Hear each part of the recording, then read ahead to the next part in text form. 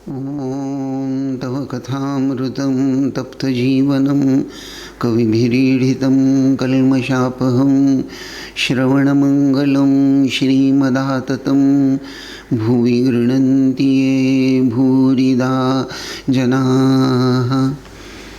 आइए कथामृत के इस प्रसंग को आगे बढ़ाते हैं। 2 मार्च 1882 प्राणकृष्ण के यहाँ श्री रामकृष्ण पधारे हैं और वहाँ से श्री रामकृष्ण देव कमल कुटीर में श्री केशव चंद्र सेन के मकान पर पधारते हैं। तो आगे का यह परिच्छेद 6 उसके अंतर्गत ये द्वितीय चरण कमल कुटीर में श्री रामकृष्ण और श्री केशव सेन। थोड़ा सा वचनामृत का कथामृत का हम पाठ कर लेते हैं। श्री रामकृष्ण कप्तान के घर होकर श्रीयुत केशव सेन के कमल कुटीर नामक मकान पर आए हैं। साथ हैं राम, मनोमोहन, सुरेंद्र, मास्टर आदि अनेक भक्त लोग। सब दुमंजिले के हॉल में बैठे हैं। श्री प्रताप मुजुमदार, श्री त्रैलोक्य आदि ब्राह्म भक्त भी उपस्थित हैं। श्री रामकृष्ण केशव को बहुत प्यार करते हैं।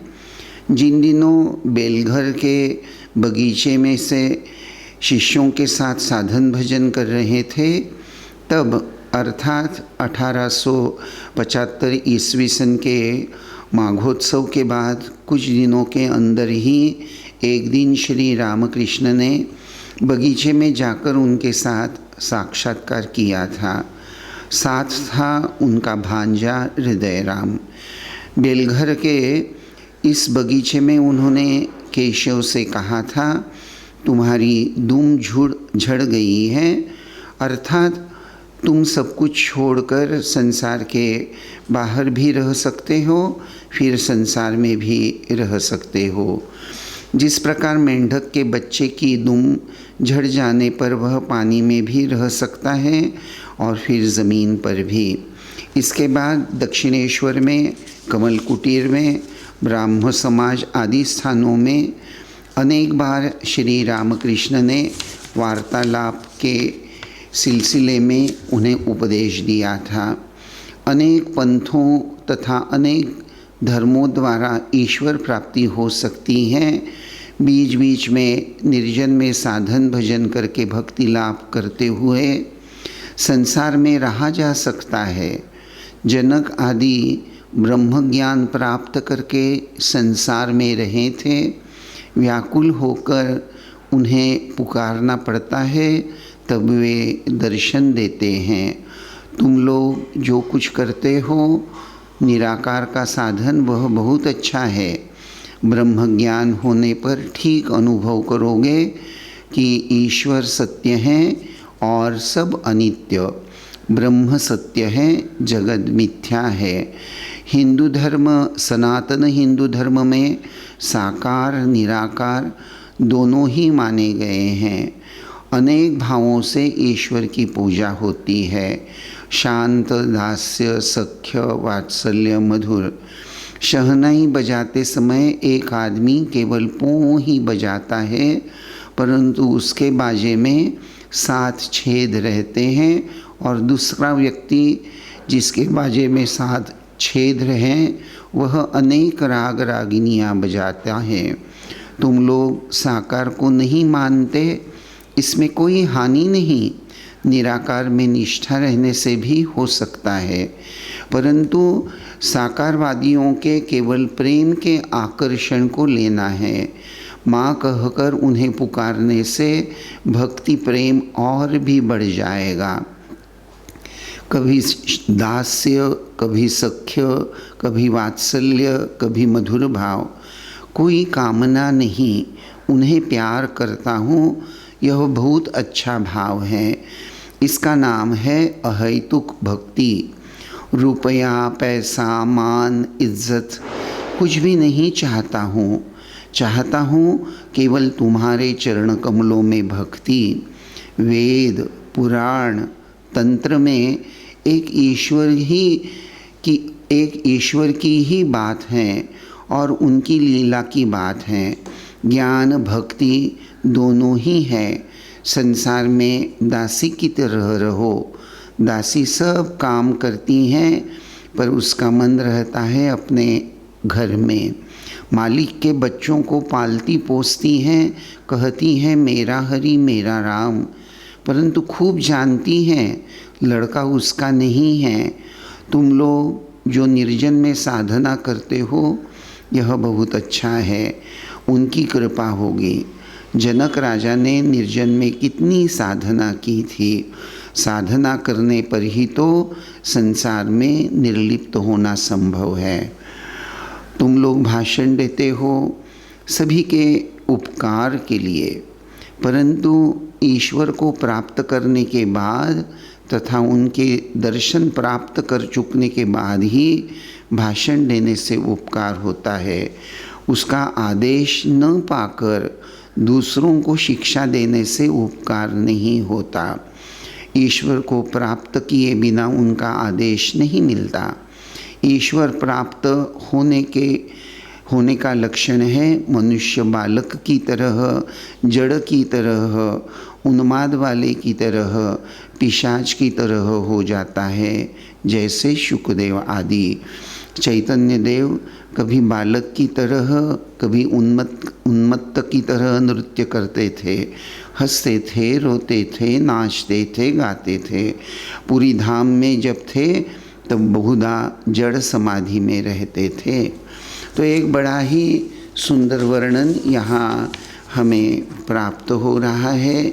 जैसा अभी हमने देखा कि प्राण कृष्ण के मकान से होकर श्री रामकृष्ण कप्तान के घर में जाकर वहाँ से श्रीयुत केशव सेन के कमल कुटीर नामक मकान पर आए हैं।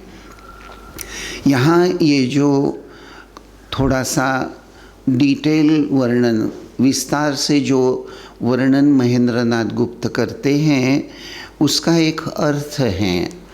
पहली बात तो यहाँ आपको निश्चित रूप में समझ में आ गई होगी कि कमल कुटीर में जब यहाँ श्री रामकृष्ण देव पधारे हैं तो वहाँ श्री राम, मनोमोहन, सुरेंद्र मास्टर आदि अनेक भक्त लोग हैं और उन्हीं के साथ साथ प्रताप मुजुमदार, श्री त्रैलोक्य आदि ब्राह्म भक्त भी उपस्थित हैं।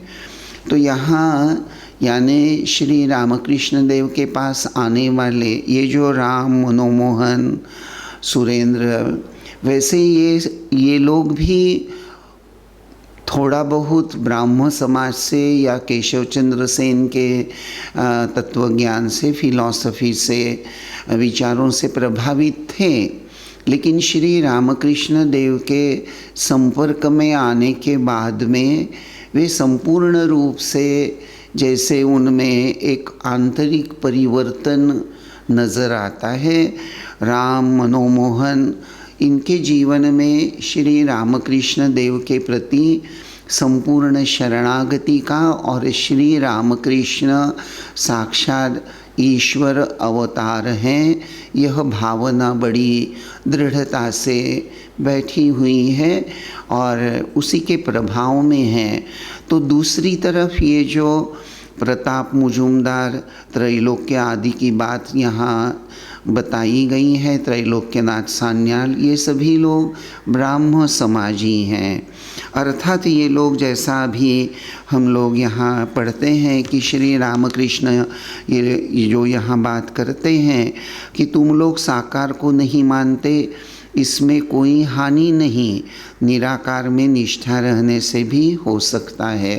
अर्थात ये जो ब्राह्मो समाजी लोग थे वे निराकार में निष्ठा रखते थे, उन्हें साकार नहीं मंजूर था या साकार को वे नहीं मानते थे। साकार को नहीं मानते थे उसी का अर्थ एक वहाँ ब्राह्मो समाज में मूर्ति पूजा भी वह नहीं मानते थे। तो यहाँ ये जो वर्णन हमें प्राप्त होता है, कमल कुटीर में श्री रामकृष्ण देव ये जो पधारे हैं, तो केशव सेन के साथ ये कोई श्री रामकृष्ण देव की पहली मुलाकात नहीं है। यहाँ महेंद्रनाथ गुप्त 1875 के माघ उत्सव का ये जो उल्लेख करते हैं, माघोत्सव, तो यहाँ बेलघरिया के बगीचे में श्री रामकृष्ण देव केशव को जो मिलने गए थे और उनके साथ वो जो साधन भजन हो रहा है उसमें भी श्री रामकृष्ण देव जैसे बड़े आनंद से सम्मिलित होते हैं। तो यहाँ महेंद्रनाथ गुप्त वाचक को जो यह कथामृत पढ़ रहा है उसको सचेतन कर देते हैं कि 1875, अभी हम ये जो वर्णन पढ़ रहे हैं ये 2 अप्रैल 1882, यानी लगभग 7 साल पहले से ही श्री रामकृष्ण देव और केशव चंद्र सेन, इनसे एक दूसरे का परिचय है। केशव चंद्र सेन भी दक्षिणेश्वर में श्री रामकृष्ण देव के दर्शन को बीच बीच में आया करते थे और श्री रामकृष्ण भी केशव चंद्र सेन के बगीचे में उनके यहाँ गए हुए हैं। उसी के साथ साथ श्री रामकृष्ण देव के द्वारा केशव चंद्र सेन और उसी के साथ साथ ब्राह्मो भक्तों को जो बातें, जो मार्गदर्शन श्री रामकृष्ण देव के द्वारा प्राप्त हुआ है, उसका भी कुछ वर्णन यहाँ महेंद्रनाथ गुप्त हमको बड़े सुंदर सहज ढंग से हमारे सामने प्रस्तुत करते हैं। उसका मूल कारण यह है कि श्री रामकृष्ण देव के दर्शन के बाद ही, उनके संपर्क में आने के बाद ही केशव चंद्र सेन और ये जो ब्राह्म समाजी हैं, इनमें कुछ परिवर्तन, उनके जीवन में एक अपूर्व अलग सा परिवर्तन जागृत हो गया है। यानी वैसे वे अपने तत्व को लेकर पहले जैसे निष्ठावान है, वैसे उनकी निष्ठा में कोई कमी हुई है ऐसी बात नहीं है, लेकिन उनमें जो उदार भाव का जागरण हुआ है, जैसे श्री रामकृष्ण देव यह जो एक बात महेंद्रनाथ गुप्त यहाँ प्रस्तुत करते हैं कि हृदय राम के साथ में बेलघरिया के बगीचे में जब श्री रामकृष्ण देव केशव सेन से मिलने गए थे और उसके साथ वार्तालाप के समय ये जो मेंढक का उदाहरण श्री रामकृष्ण देव प्रस्तुत करते हैं, तो वो जो वर्णन है कि मेंढक जो होता है तो पहले जब उसका जन्म होता है तो वह पानी में ही रहने की क्षमता लेकर रहता है, लेकिन धीरे धीरे जब वह बड़ा होने लगता है तो एक समय आता है कि यह मेंढक बगीचे में, यानी उसकी दुम झड़ जाती है, ऐसा श्री रामकृष्ण देव बोलते हैं। तो वास्तव में भी मेंढक का जब जन्म होता है तो उसको पूँछ होती है। अगर आप ज़ूओलॉजी का अध्ययन करें तो ये बातें आपको बड़े सुस्पष्ट रूप से समझ में आएगी। लेकिन मज़े की बात यह है कि जो साइंस बता रहा है वही बात श्री रामकृष्ण देव उसको एक आध्यात्मिक दृष्टिभंगी लेकर हमारे सामने प्रस्तुत करते हैं कि मेंढक के जन्म के बाद उसकी एक ऐसी अवस्था होती है कि वह ज़मीन पर भी रह सकता है, जब उसकी दुम झड़ जाती है तो वह ज़मीन पर भी रह सकता है और पानी में भी रह सकता है। अर्थात दोनों जगह यह मेंढक बड़े आनंद से विचरण कर सकता है। तो यह उदाहरण श्री रामकृष्ण देव केशव को लेकर दे रहे हैं। जैसे वो केशव को बता रहे हैं कि तुम्हारी अब ऐसी अवस्था है कि तुम संसार में भी रह सकते हो, अर्थात तुम गृहस्थ जीवन यापन करते हुए भगवान को पकड़कर अपना जीवन धन्य करने में सफल हो गए हो, और उसी तरह जैसे संसार को छोड़कर संपूर्ण रूप से तुम भगवान को लेकर भी अगर रहना चाहो, संपूर्ण त्यागमय जीवन लेकर अगर जीना चाहो तो तुम उसी प्रकार का जीवन भी जी सकते हो, इधर भी उधर भी। तो यह एक आध्यात्मिक यात्रा में यह एक अवस्था होती है।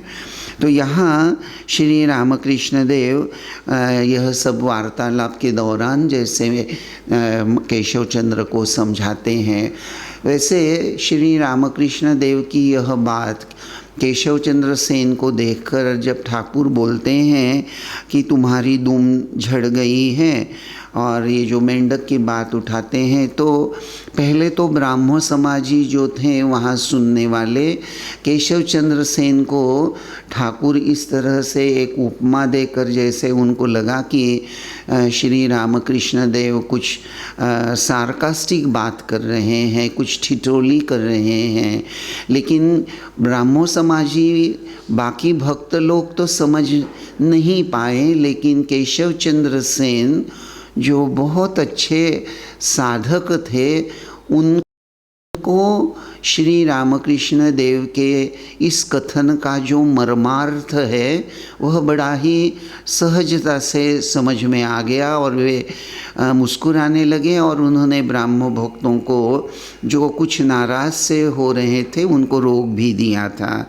तो यहाँ हम देखते हैं कि श्री रामकृष्ण दक्षिणेश्वर में कमल कुटीर में और ब्राह्मण समाज का जो पूजा उपासना स्थान था, वहाँ श्री रामकृष्ण देव अनेक बार वहाँ उनका जाना हुआ था, और ठाकुर ने उनको समय समय पर जो उपदेश दिए थे उसका एक संक्षिप्त सा वर्णन यहाँ हमें प्राप्त होता है। कथामृत की यह अपनी एक खासियत है, विशेषता है कि देखिए 1875 से लेकर 1882 इतने लंबे 7 साल के इस अंतराल में केशव चंद्र सेन के यहाँ उनको दिए हुए उपदेशों को समझकर उनको इकट्ठा करके एक जगह प्रस्तुत करना। शायद आप लोगों के मन में यह प्रश्न किस प्रकार जागृत हुआ है या नहीं, मुझे कोई ख़ास जानकारी नहीं है। आप मेरे सामने तो हैं नहीं, हमारा ये सब वर्चुअल चल रहा है, लेकिन अगर आप मेरे सामने होते तो मैं आपको निश्चित रूप से कुछ सवाल पूछता, जिससे मुझे ये समझ में आता कि आप मेरी बातों को कितना समझ रहे हैं, या कथामृत को उसका अध्ययन करते हुए आप उसको किस तरह से ग्रहण कर रहे हैं। देखिए, महेंद्रनाथ गुप्त ये जो श्री रामकृष्ण देव के संपर्क में आए हैं, और ये जो वचनामृत का या कथामृत का कहिए, इसका जो अध्ययन हमने प्रारंभ किया है, तो महेंद्रनाथ गुप्त का प्रथम दर्शन का वर्णन जो है, वैसे देखा जाए तो वह वर्णन तो 1882 फरवरी मार्च से चालू हो जाता है। तो प्रश्न यह स्वाभाविक रूप से मन में आ ही सकता है कि एक तरह से महेंद्रनाथ गुप्त, जिन्होंने श्री रामकृष्ण देव के संपर्क में आने के बाद केशव चंद्र सेन के वहाँ भी उनका आना जाना होता था। तो एक तरफ महेंद्र नाथ गुप्त जो केशव चंद्र सेन के ब्राह्मो समाज में नियमित रूप से जाते थे, तो निश्चित रूप से महेंद्र नाथ गुप्त ब्राह्मो समाज की और एक तरह से केशव सेन के फिलॉसफी से भली भांति परिचित थे। ऐसा अगर हम कहें तो गलत नहीं होगा। और उसके बैकग्राउंड पर ये जो श्री रामकृष्ण देव के उपदेश उन्होंने वार्तालाप से ब्राह्मो समाजी उनके परिचित जो हैं उनके द्वारा जो कुछ संग्रहित किया होगा, और ये जो तुलना यहाँ हम एक तरह से देखते हैं कि श्री रामकृष्ण देव केशव चंद्र सेन और उनके जो ब्राह्मो सदस्य हैं उनको जो उपदेश दे रहे हैं, वहाँ सुस्पष्ट भाव से श्री रामकृष्ण देव, ये जो छोटा सा परिच्छेद है बड़ा ही सुंदर है और इसमें बहुत सारे तत्व जैसे श्री रामकृष्ण देव केशव चंद्र सेन और ब्राह्मो समाजी उनके सामने प्रस्तुत करते हैं। पहली बात ये वहाँ वे बताते हैं कि अनेक पंथों से तथा अनेक धर्मों के द्वारा ईश्वर प्राप्ति हो सकती है। देखिए, सोचने की बात है कि जो ब्राह्मो समाज जो निराकार को मानता है, निराकार में जिनकी निष्ठा है, साकार को नहीं मान रहे हैं, उनको श्री रामकृष्ण देव ये जो एक उपदेश दे रहे हैं कि अनेक पंथों से तथा अनेक धर्मों द्वारा ईश्वर प्राप्ति हो सकती है। तो जैसे ब्राह्मो समाजी या केशव चंद्र सेन, उनमें यह जो एक प्रकार का फैनेटिसिज्म कह सकते हैं, ये जो एक कर्मठता कि मेरी जो फिलॉसफी है, मेरी जो बात है वही एकमात्र सत्य, हम लोग निराकार पर निष्ठा रखते हैं, तो जो लोग निराकार मानते हैं वे सही हैं, साकार मानते हैं वे निम्न प्रति के या गलत हैं, ऐसा अगर मनोभाव ब्राह्मो समाजी इन लोगों में अगर होता है, तो जैसे श्री रामकृष्ण देव यह जो एक प्रकार का संकुचित चिंतन है, नैरो माइंडेडनेस हम कह सकते हैं, तो ये संकुचित मनोवृत्ति पर श्री रामकृष्ण देव पहले आघात करते हुए यह बात दोहराते हैं कि अनेक पंथों से तथा अनेक धर्मों द्वारा ईश्वर प्राप्ति हो सकती है। देखिए, यह बात जो श्री रामकृष्ण देव बता रहे हैं, यह कोई हाइपोथेटिकल जिसको किताबें पढ़कर एक सिद्धांत बनाना, यानी श्री रामकृष्ण देव ने उपनिषद पढ़ लिया, बाइबल पढ़ लिया, कुरान का अध्ययन किया और ऐसे सभी मतों के ग्रंथ जो हैं, यानी सनातन हिंदू धर्म के अंतर्गत भी वैष्णव संप्रदाय, शैव संप्रदाय, शाक्त संप्रदाय, ये जो तंत्र साधना, तो जो ये पंथ है इनके सभी के शास्त्र ग्रंथ हैं। तो श्री रामकृष्ण देव ने इन शास्त्र ग्रंथों का अध्ययन करके कोई सिद्धांत प्रस्तुत नहीं किया है। श्री रामकृष्ण देव ये जो बात यहाँ केशव चंद्र सेन को निमित्त बनाकर ब्राह्मो समाजी लोगों को और हमारे जैसे भविष्य में आने वाले जो भक्त या वचनामृत कथामृत का अध्ययन करने वाले जो लोग हैं, उनके सामने यह बात जो श्री रामकृष्ण देव प्रस्तुत करते हैं, अनेक पंथों से तथा अनेक धर्मों द्वारा ईश्वर प्राप्ति हो सकती है। तो यह बात श्री रामकृष्ण देव ने प्रत्यक्ष अनुभव के द्वारा बताई हैं। यह अंतर आप ध्यान में लीजिए। ये कोई शास्त्र ग्रंथ को पढ़कर जनरलाइजेशन करना उस प्रकार की बात नहीं है। श्री रामकृष्ण देव ने अपने जीवन में ईसाई, क्रिश्चियन धर्म, इस्लाम धर्म, इन सभी धर्मों के अंतर्गत जो उपासना पद्धति है उसका पूरी तरह से बड़ी निष्ठा से पालन किया है और उनके ग्रंथों में वर्णन किए हुए जो परम तत्व है उनका अनुभव किया है और उस अनुभव के आधार से ही श्री रामकृष्ण देव यह बात प्रस्तुत करते हैं। और इसी दृष्टि से अगर हम देखें तो जैसे श्री रामकृष्ण देव ये जो संकुचित मनोवृत्ति हैं उसको दूर करना चाहते हैं, या श्री रामकृष्ण देव के संपर्क में आने के बाद केशव चंद्र सेन और उनके जो अनुयायी हैं उनके जीवन में एक बदलाव, एक उदार भाव धीरे धीरे पनपता है, बढ़ने लगता है, अंकुरित होने लगता है। उसका यह एक प्रमाण यहाँ हमें प्राप्त होता है। उसके बाद में श्री रामकृष्ण देव क्या बोल रहे हैं, बीच बीच में निर्जन में साधन भजन करके भक्ति लाभ करते हुए संसार में रहा जा सकता है।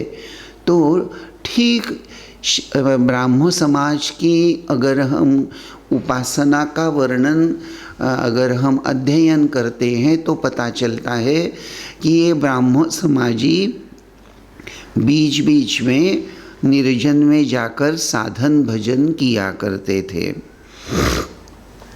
श्री रामकृष्ण देव इस बात को खूब जानते थे और इसीलिए वह एक तरह से ब्राह्मण समाजी उनकी प्रशंसा करते हुए वह यह निश्चित रूप से उनके अंतःकरण में यह बात प्रस्तुत एक तरह से दृढ़ कर देते हैं कि भाई आप ये जो निर्जन में जाकर साधन भजन कर रहे हैं उसका परिणाम यह होगा कि आपको भक्ति लाभ होगा। और भक्ति लाभ, और ये भक्ति कैसी होगी, वैसे सही भक्ति, सच्ची भक्ति जो होती है उसको समझना है। भक्ति का एक अर्थ जैसे हम जानते हैं प्रेम करना, तो वैसे तो हमारे जीवन में अगर हम झांक कर देखें तो हम गृहस्थाश्रमी है, संसार में रहते हैं, तो हम भी तो प्रेम करने की क्षमता रखते हैं, लेकिन हमारा प्रेम कहाँ होता है। अर्थात हमारा प्रेम संसार और सांसारिक बातों में इस कदर बटा हुआ है। हम संपूर्ण रूप से तन मन वचन से भगवान के प्रेम में नहीं डूबे हुए हैं। अगर थोड़ा सुस्पष्ट हो जाएं और ट्रुथफुली अगर सच्चे दिल से हम हमारे अंतःकरण में जरा झांक कर देखें तो शायद ऐसा हो सकता है कि हम भगवान पर प्रेम जरूर करते हैं, लेकिन शायद भगवान पर जितना हम प्रेम नहीं करते उससे कई गुना अधिक प्रेम हम हमारे परिवार के सदस्यों पर करते हैं, और वहाँ हमारी ईश्वरमय दृष्टि नहीं रहती, वहाँ हमारी ईश्वरमय दृष्टि नहीं रहती। देखिए, ये जो ईश्वरमय दृष्टि, यह शब्द मैं जो इस्तेमाल कर रहा हूँ यह जरा सोच समझ कर ही कर रहा हूँ। आपने महाभारत तो निश्चित देखा भी होगा, B.R. चोपड़ा का महाभारत देखा होगा और स्टार प्लस का महाभारत देखा होगा। महाभारत कहानी रूप में उसको पढ़ा भी होगा। तो देखिए, महाभारत में तीन माताओं का एक बड़ा सुंदर वर्णन आता है। तीन माताएं महाभारत में, एक माँ है, एक माता है कुंती, दूसरी है गांधारी। देखिए, गांधारी के 100 पुत्र हैं और गांधारी का अपने पुत्रों पर बहुत ज़्यादा प्रेम है, बहुत ज़्यादा प्रेम है। देखना यह है कि गांधारी का क्या पांडवों पर उतना ही प्रेम है जितना अपने पुत्रों पर था। तो महाभारत का अध्ययन करने के बाद मुझे तो ऐसा लगता है, शायद ये मेरी एक सोच है, बस एक विचार के रूप में यह आपके सामने प्रस्तुत कर रहा हूँ, सिद्धांत के रूप में नहीं, बस बात को आप समझाने के लिए बता रहा हूँ कि आप अगर गांधारी और कुंती दोनों ही माताएं हैं तो क्या गांधारी में और कुंती में कोई अंतर है? तो अगर हम कुंती का चरित्र महाभारत में देखते हैं तो कुंती के ये जो 5 पुत्र हैं जिनको कौन्तेय बोला जाता था, वास्तव में पांचों ही कुंती के पुत्र तो नहीं हैं। नकुल सहदेव तो माद्री के पुत्र हैं। देखिए, जब महाभारत में वह घटना जब आती है कि पांडु राजा जिसको शाप था और शाप के फलस्वरूप जब उसका अंत हो जाता है तो पहले तो कुंती उसके साथ सती जाने के लिए प्रस्तुत हो जाती हैं और वह कहती भी है कि मैं बड़ी हूँ, मैं सीनियर हूँ, तो सती जाने का अधिकार मेरा ही है। तो लेकिन माद्री जो हैं, पांडु की द्वितीय पत्नी माद्री, कुंती को हाथ जोड़कर प्रार्थना करते हुए कहती हैं कि दीदी, आप नहीं, मेरे कारण हमारे पति का निधन हुआ है, उसके लिए मैं निमित्त हूँ और मैं छोटी भली जरूर हूँ, लेकिन एक बात आपको बड़े सुस्पष्ट से कहना चाहूँगी कि मैं मेरे पुत्रों पर तो प्रेम कर सकती हूँ। नकुल सहदेव तो मुझे प्राण से भी प्रिय निश्चित रूप से हैं या रहेंगे, लेकिन उतने ही समान दृष्टि से मैं युधिष्ठिर, भीम और अर्जुन पर प्रेम करने में सफल नहीं रहूँगी। समान दृष्टि से पांचों पर प्रेम करना मेरे लिए संभव नहीं है। वह क्षमता, हे कुंती, सिर्फ तुम ही में है। तो यहाँ हम देखते हैं कि कुंती, नकुल और सहदेव उसके अपने पुत्र न होते हुए भी नकुल सहदेव पर उतना ही प्रेम करने में सक्षम थी जितना वह प्रेम युधिष्ठिर, भीम और अर्जुन पर किया करती थी, या यूं कहिए कि अपने पुत्रों से भी कहीं अधिक प्रेम वह नकुल सहदेव पर करती थी। तो यह जो अंतःकरण की उदारता हम कुंती में देखते हैं, वह उदारता एक तरह से गांधारी में नहीं थी। तो यहाँ ये जो भक्ति लाभ, यह जो शब्द श्री रामकृष्ण इस्तेमाल करते हैं, ये जो गांधारी और कुंती का उदाहरण मैंने आपके सामने इसलिए प्रस्तुत किया कि गांधारी जैसे अपने पुत्रों पर तो निश्चित रूप से प्रेम करती थी, दूसरों के पुत्रों पर उतनी ही ममता बनाए रखना इतना आसान नहीं होता। ठीक उसी प्रकार हम लोग संसार में रहते हुए भगवान पर प्रेम करने का प्रयास तो जरूर करते हैं, लेकिन क्या हम संपूर्ण रूप से भगवान पर ही प्रेम करते हैं? ऐसा अगर हम हमारे अंतःकरण में खोजने लगते हैं तो शायद कटु सत्य तो यही होगा कि हमारा हमारे परिवार पर जो प्रेम है शायद वो कई गुना अधिक होगा।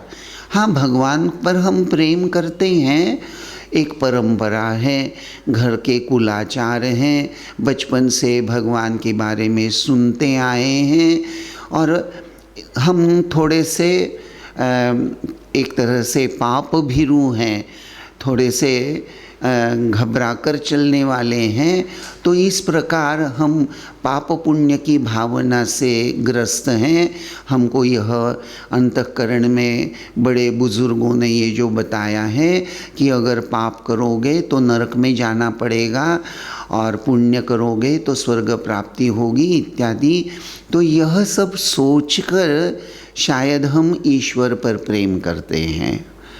ईश्वर पर ईश्वर के लिए ही प्रेम करना, यह जो ठाकुर यह बात हमको बड़े सुस्पष्ट रूप से बताते हैं।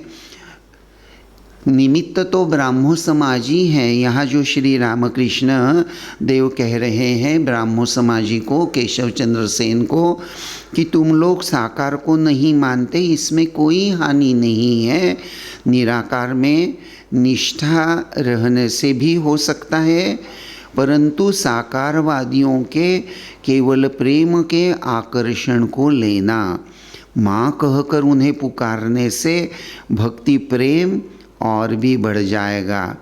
कभी दास्य, कभी सख्य, कभी वात्सल्य, कभी मधुर भाव।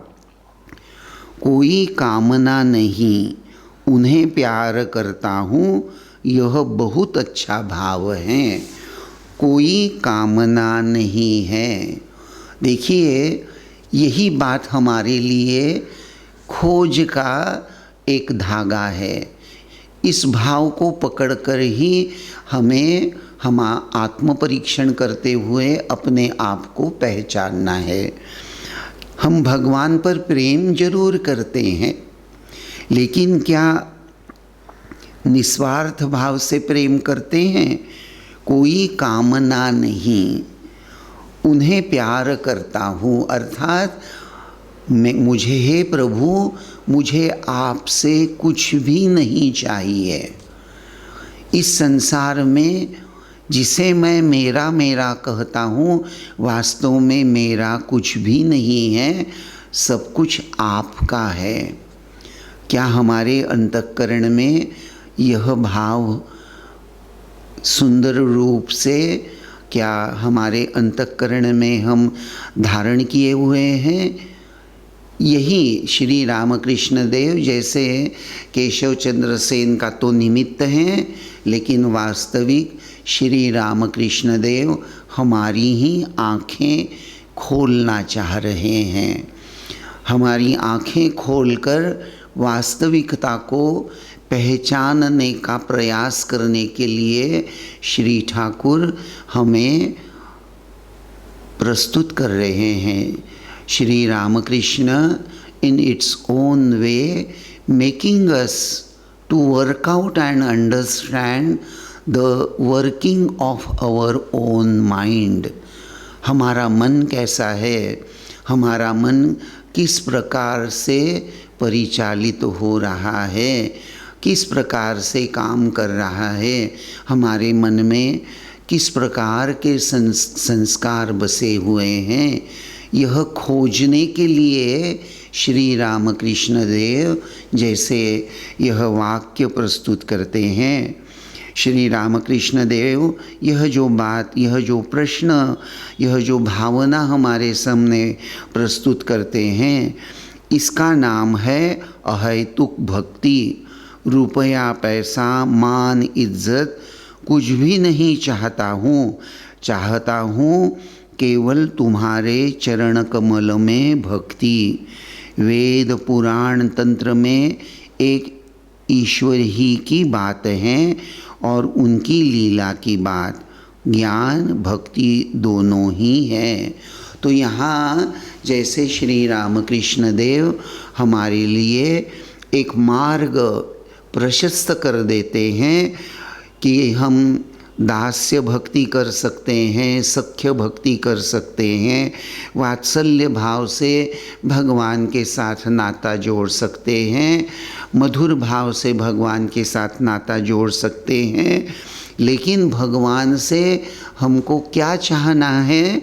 तो हे प्रभु, केवल तुम्हारे चरण कमलों में भक्ति प्रदान करो। रुपया, पैसा, मान, इज्जत कुछ भी नहीं चाहता। यह जो एक एहसास, an intense feeling we have to hold in our heart, यह भाव हमें हृदय में धारण करना है। क्योंकि रुपया, पैसा, मान, इज्जत, ये जो भी आप लें, ये क्षणिक ही है, ये हमारे साथ नहीं जाने वाले। कहते हैं ना कि मनुष्य रुपया, पैसा, मान, इज्जत यह सब कुछ लेकर तो जन्म नहीं लेता, और जाते वक्त भी वह कुछ साथ लेकर नहीं जाता, सबका सब यहीं पड़ा रह जाता है। लेकिन यह जो भगवान के श्री चरणों में शुद्धा भक्ति है, यह शुद्धा भक्ति ही मनुष्य जन्म को सफल बनाती हैं। यही बात श्री रामकृष्ण देव यहाँ हमें केशव चंद्र सेन का निमित्त बनाकर समझाते हैं। आज बस यहीं तक। ओम शांति शांति शांति। हरि ओम तत्सत। श्री राम कृष्णार्पणमस्तु।